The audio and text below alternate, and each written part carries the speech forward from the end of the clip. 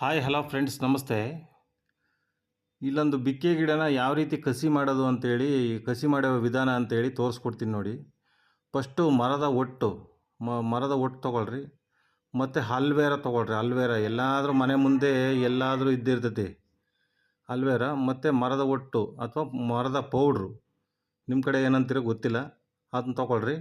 ಅದು ತೊಗೊಬಿಟ್ಟು ಒಂದು ಪೇಪರ್ ಅಂದರೆ ಮಾಮೂಲು ಕವರೇ, ಅದನ್ನ ಕಟ್ ಮಾಡಿಬಿಟ್ಟು ಇಟ್ಕೊಳ್ರಿ. ಅದನ್ನ ಪುಡಿನ ನೀರಲ್ಲಿ ಕಲಸ್ರಿ. ಹಿಂಗೆ ಕೈಯಾಗಿ ಹಿಂಗೆ ಅಮ್ಕಿದ್ರೆ ಉಂಡೆ ಆಗೋ ಟೈಪು. ಮತ್ತು ಕೊನೆಯನ್ನು ತೆಗೆದುಕೊಂತೀರಲ್ಲ, ಯಾವ ಕೊಂಬೆ ಅಂತೇಳಿ, ಮರದ ಕೊಂಬೆನ ಅದನ್ನು ಕ್ಲೀನಾಗಿ ಚೂಸ್ ಮಾಡ್ಕೊಳ್ಳಿ. ಇದೇ ಕೊಂಬೆ ಇರಬೇಕು ಅಂತೇಳಿ. ಅದರ ಸುತ್ತೂ ತೊಗಟೆ ತೆಗಿಬೇಕು. ನೀವು ಅದ್ರ ಸುತ್ತೂ ಲೈಟಾಗಿ ತೊಗಟೆ ತೆಗಿಬೇಕು.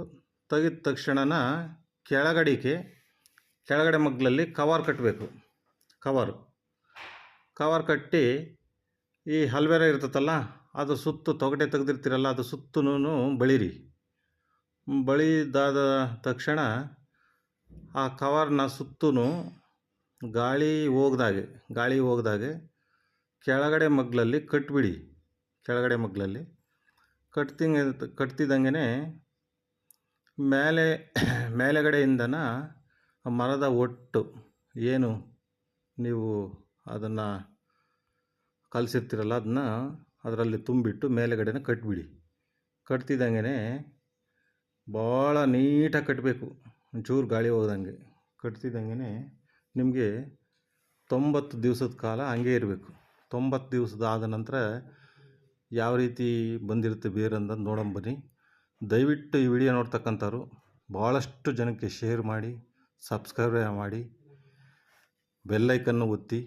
ದಯವಿಟ್ಟು ನೆಕ್ಸ್ಟ್ ವಿಡಿಯೋ ಹಾಕೋದಕ್ಕೆ ಅನುಕೂಲ ಆಗುತ್ತೆ. ತುಂಬ ಭಾಳ ಜನಕ್ಕೆ ಶೇರ್ ಮಾಡಿ. ನೋಡಿ ಯಾವ ರೀತಿ ಬೇರು ಬಂದಿದೆ ಅಂತ ನೋಡಿ, ಎಷ್ಟು ಚೆನ್ನಾಗಿ ಬಂದಿದೆ. 90 ದಿವಸಕ್ಕೆ ಈ ಥರ ಬೇರು ಬರುತ್ತೆ. ಅದನ್ನು ಕಟ್ ಮಾಡಿಬಿಟ್ಟು ಬೇರೆ ಕಡೆ ಗುಂಡಿ ತೋಡ್ಬಿಟ್ಟು, ಅದು ನಾವು ಎಷ್ಟು ಪ್ರಮಾಣದಲ್ಲಿ ಉಣ್ಬೇಕು ಅನ್ನೋದು ನಿಮಗೆ ಆ ಗಿಡ ನೋಡಿದರೆ ಗೊತ್ತಾಗುತ್ತೆ. ಅಷ್ಟೇ ಪ್ರಮಾಣದಲ್ಲಿ